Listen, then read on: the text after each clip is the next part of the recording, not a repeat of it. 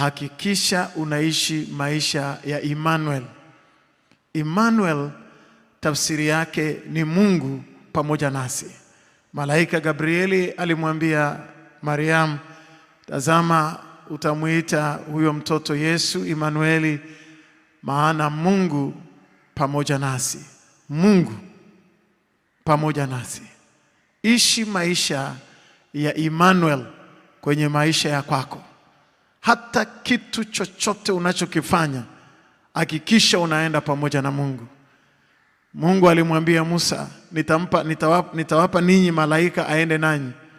Musa akamwambia Mungu, hata siku moja uso wako usipoenda pamoja nasi, usitutoe kutoka hapa. Swali langu la msingi, je, unaishi maisha ya Emmanuel, Mungu pamoja nawe? Kwa sababu ni Mungu atakaye kushindia katika hila ya wanadamu na katika vita yoyote inayotengenezwa kwa mikono ya wanadamu. Ni Mungu peke yake. Katika Biblia unaweza kuona namna ambavyo Mungu anaenda na watu. Emmanuel, Mungu pamoja nasi. Biblia inasema Mungu alienda pamoja na Hajiri hata katika jangwa, mahali ambako hapana maji.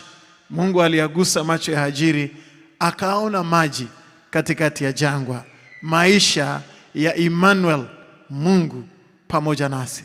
Lakini si hivyo tu.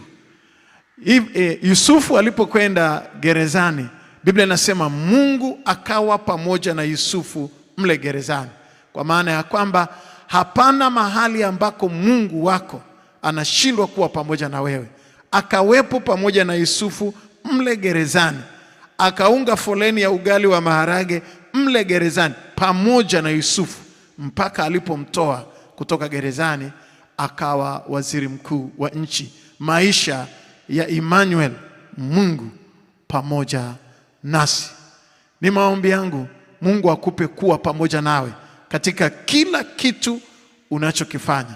Maisha ya Emmanuel, hakikisha kila kitu Mungu wako yuko pamoja na wewe, ama kwa sifa, ama kwa ibada, ama kwa sadaka, ama kwa maisha ya kujitoa na kutafuta uso wake.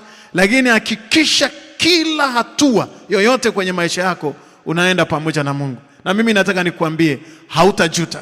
Hautajuta. Wengine wanakiri kila mara, ninayaweza mambo yote katika yeye anitiaye nguvu.